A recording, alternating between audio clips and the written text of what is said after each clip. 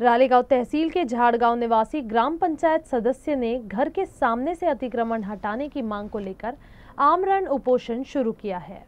यह उपोषण रालेगांव में स्थित ग्राम पंचायत कार्यालय के सामने किया जा रहा है। रुपेश रेंघे ने बताया कि घर जाने के लिए उन्हें नियमित रूप से रास्ता इस्तेमाल करने में कठिनाई हो रही थी, जिसके चलते उन्होंने अपनी विभिन्न समस्याओं को लेकर आमरण आंदोलन शुरू किया।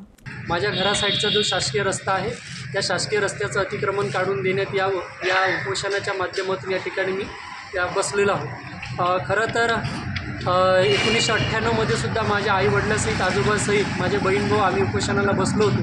आज जवळपास 26 वर्ष उलटून सुद्धा या रस्त्याचं अतिक्रमण निघालेलं नाही आहे आणि म्हणून आम्ही ग्रामपंचायत अंतर्गत स्वतः ग्रामपंचायत सदस्य या नात्याने 27/5/2024ला भूमी अभिलेखद्वारे या रस्त्याची मोजणी करण्यात आली, ज्यामध्ये मान्य श्री A.N. देशमुख साहेब यांनी 15 चौरस मीटरचा रस्ता अतिक्रमण असल्याचं त्यामध्ये नमूदसुद्धा केलेलं आहे। परंतु आजही या घटनेला कुठलाही न्याय मिळाला नाही आहे। ग्रामपंचायतने सुद्धा आपल्या स्थानिक लेवलवरून अतिक्रमणधारक या व्यक्तीला 3 नोटिसा पाठवल्या, पण त्याही नंतरसुद्धा हे अतिक्रमण काढण्यात आलेलं नाही। केवळ मतदान आणि संबंध वाईट होणार या अनुषंगाने हे लोक कुठल्याही पद्धतीचं समोरचं पाऊल उचलण्यासाठी तयार नाही।